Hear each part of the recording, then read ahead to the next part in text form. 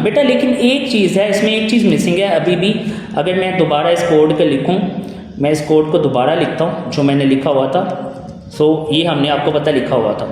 इसको मैं रन करता हूँ तो ये आपको कुछ आउटपुट इस तरह दिखाई दे रही है। लेकिन इसमें बेटा एक चीज़ मिसिंग है। क्या मुझे पता चल रहा है ये 28 क्या है या ये नंबर क्या है?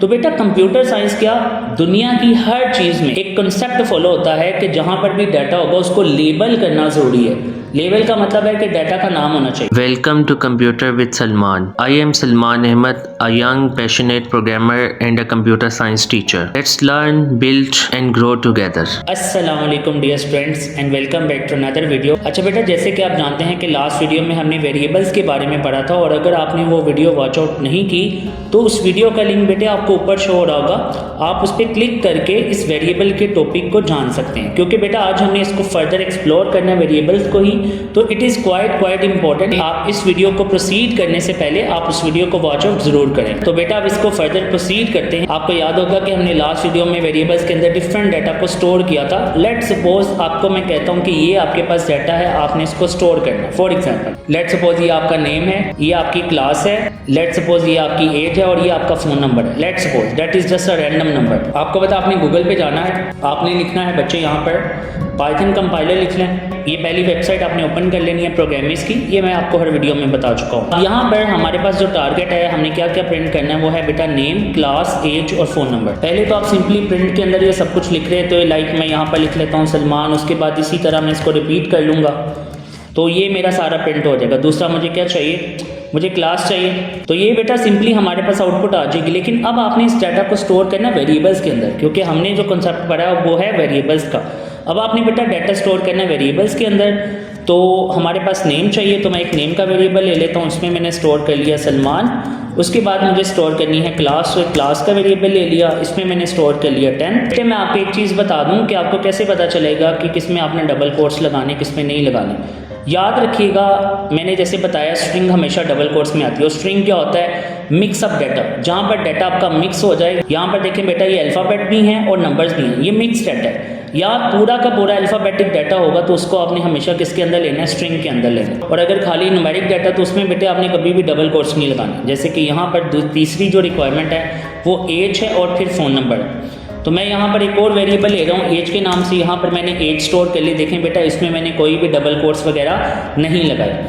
अब उसके बाद मैं यहाँ पर बच्चे एक और लास्ट में ले लेता हूँ कॉन्टैक्ट, तो डैट इज़ माय कॉन्टैक्ट, और इसमें मैं लेट से रैंडम नंबर ले लेता हूँ। ये मैंने रैंडम नंबर ले लिया। अब मैं सिंपली अगर इसको रन करूँगा तो भी तो आपको आउटपुट शो नहीं होगी। तो यहाँ पर ये मुझे एरर दे रहा है। उसका रीज़न ये है बच्चे, यहाँ पर क्योंकि क्लास, पाइथन में क्लास के एक कीवर्ड है, तो आपको पता है हम कीवर्ड्स को यूज़ नहीं कर सकते।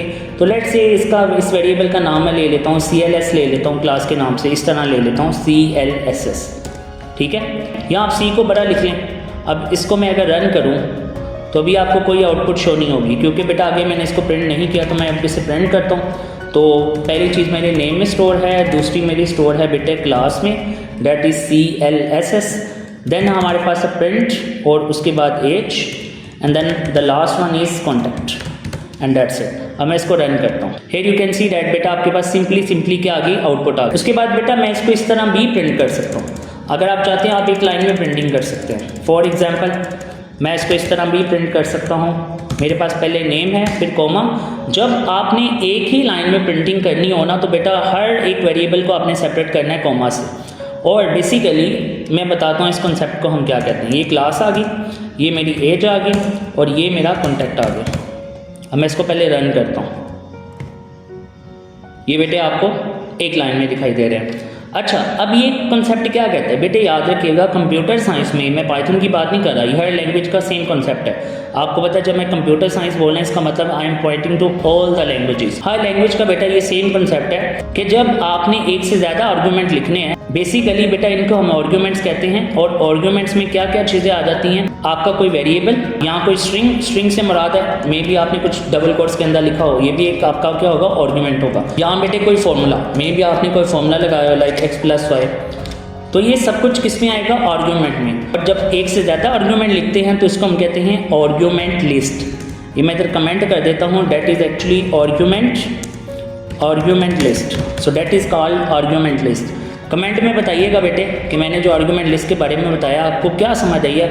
आपने अपनी वर्डिंग में कमेंट में ज़रूर बताना है। अब मैं बेटे इसको इस तरह भी प्रिंट कर सकता हूँ जैसे मैंने आपको दिखा दिया है, लेकिन लेट सपोज मैं चाहता हूँ कि एक लाइन में भी लिखा रहे और लाइन भी ब्रेक हो जाए। जैसे आपको पहले आउटपुट दिखाई दे रही थी 1 by 1, मतलब ये आपको शो हो रहा था 1 by 1, मतलब 10th इसके नीचे आ रहा था, 28 इसके नीचे आ रहा था। आप वो भी कर सकते हैं। उस चीज़ को परफॉर्म करने के लिए हम कोडिंग में एक कॉन्सेप्ट यूज़ करते हैं, उसको कहते हैं एस्केप सीक्वेंस। क्या कहते हैं बच्चों?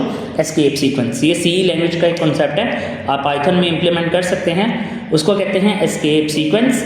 उसमें आपने जो यूज़ करना है वो है /n। /n क्या करता है? लाइन को ब्रेक कर देता है। अब मैं यहाँ पर /n लगा रहा हूँ, आप देख रहे हैं यहाँ पर भी एक /n चाहिए होगा और फिर मुझे एक और यहाँ पर /n चाहिए लाइन को ब्रेक करने के लिए। अब यहाँ पर कॉमा लगाना पड़ेगा, अगर कॉमा नहीं लगाऊंगा तो एरर आ जाएगा, क्योंकि ये एक अलग आर्गूमेंट है और ये एक अलग आर्गूमेंट है और आर्गूमेंट को सेपरेट कॉमा से करना ज़रूरी है। अब मैं इसे रन करता हूँ, आपको उस तरह की आउटपुट दिखाई देगी, ये आप देख सकते हैं। तो बेटा आप इस तरह भी कर सकते हैं कि आप एक ही लाइन में लिख सकते हैं और आपको फिर यूज़ करना पड़ेगा /n का। बेसिकली इसे कहते हैं एस्केप सीक्वेंस और /n का मतलब होता है, और ये जो आपको स्लैश दिखाई दे रही है इसको हम कहते हैं बैकस्लैश, और n का मतलब लाइन को ब्रेक करेगा। लेकिन फिल वक्त आपने जो प्रैक्टिस परफॉर्म करनी है बेटा, क्योंकि आपका बिगनर लेवल है, तो आपने इसी तरह आपने डायरेक्ट 1 by 1 लिखना है, सिंपल, जैसे हम पहले कर रहे थे। तो आपने इससे कंफ्यूज नहीं होना बेटा। लेकिन एक चीज़ है, इसमें एक चीज़ मिसिंग है अभी भी। अगर मैं दोबारा इस कोड को लिखूँ, मैं इस कोड को दोबारा लिखता हूँ जो मैंने लिखा हुआ था। सो ये हमने आपको पता लिखा हुआ था, इसको मैं रन करता हूँ तो ये आपको कुछ आउटपुट इस तरह दिखाई दे रही है। लेकिन इसमें बेटा एक चीज़ मिसिंग है। क्या मुझे पता चल रहा है ये 28 क्या है या ये नंबर क्या है? तो बेटा कंप्यूटर साइंस क्या, दुनिया की हर चीज़ में एक कंसेप्ट फॉलो होता है कि जहाँ पर भी डाटा होगा उसको लेबल करना ज़रूरी है। लेबल का मतलब है कि डाटा का नाम होना चाहिए। अच्छा बच्चों, फर्दर मूव करने से पहले आपसे छोटी सी रिक्वेस्ट है, इस वीडियो को लाइक करें, शेयर करें और इस चैनल को सब्सक्राइब करें। डाटा को लेबल करने के लिए यहाँ पर मैंने लिख दिया नेम, क्योंकि ये नेम है। उसके बाद और ऑब्वियसली आपने यहाँ पर कॉमा लगाना है वरना एरर आ जाएगा, और ये आपको मैं बता चुका हूँ कि आर्गूमेंट को कॉमा से सेपरेट करना ज़रूरी है। और ये मेरे पास क्लास है और यहाँ पर भी कॉमा आ जाएगा, और ये मेरे पास क्या थी बेटे? एज, और यहाँ पर भी कॉमा आ गया। उसके बाद लास्ट में है बेटे कॉन्टैक्ट, दैट इज़ कॉन्टैक्ट। अब यहाँ पर मैं ले लेता हूँ contact, so that is contact and that's it. अब मैं इसको रन करता हूँ तो अब डाटा लेबल्ड है। अब आपको पता चल रहा है ये नेम है, ये क्लास है, ये एज है और ये बेटा क्या है? कॉन्टैक्ट। अब यहाँ पर भी लगा लेते हैं हम ताकि ये प्रॉपर दिखाई दे, और यहाँ पर भी हमने स्पेस देनी है, यहाँ पर भी देनी है, और दैट्स इट। अब इसको रन करते हैं दोबारा। सो बेटा here you can see that ये आपके सामने आ गया। अब बेटे मैं आपको कुछ डाटा दे रहा हूँ, आपने इसको प्रिंट करना है, आपने प्रैक्टिस करनी है इसकी। बेसिकली लेट्स से आपके पास ये आपका नेम आ गया, यहाँ पर मैं लिख देता हूँ ये आपका नेम है। इसको आपने कमेंट में बेटे इस कोड को लिख कर ना कमेंट में पेस्ट कर दीजिएगा। अच्छा, नेम के बाद आपके पास आएगा फादर नेम, आपका फादर नेम जो भी है आप वो लिख दीजिएगा। उसके बाद बेटे आपने क्लास भी मेंशन करनी है। लेट्स से आपकी क्लास है 10th, आप अपने मुताबिक क्लास लिख सकते हैं, ओबियसली आपकी क्लास तो 10th ही है। आपने कॉन्टैक्ट भी मेंशन करना है, कोई बेटा रैंडम कॉन्टैक्ट ले लीजिएगा। लेट्स से आपका कोई भी रैंडम कॉन्टैक्ट है। आपने एड्रेस भी मेंशन करना है। ये बेटे आपने कोड लिखकर मुझे कमेंट में पेस्ट करना है, फिर मैं उसे चेक करूँगा, वेरीफाई करूँगा। लेट्स से आपका कोई भी रैंडम एड्रेस है, जैसे 768 B block, let's say that is B and that is block. उसके बाद इसके अलावा आपने स्टूडेंट आईडी भी लेनी है, स्टूडेंट आईडी। और अब आपको पता होना चाहिए कि कौन सी चीज़ किस में आएगी।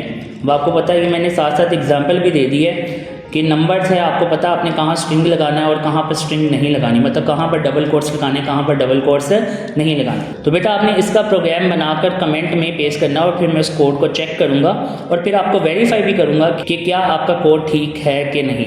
तो बेटा आपकी मज़ीद प्रैक्टिस होगी वेरिएबल्स के लिहाज से। अपकमिंग लेक्चर में हमने अभी मज़ीद वेरिएबल्स को एक्सप्लोर करना है। सो बेटा that was our today topic. अल्लाह हाफिज़। Thanks for watching students and kindly don't forget to subscribe.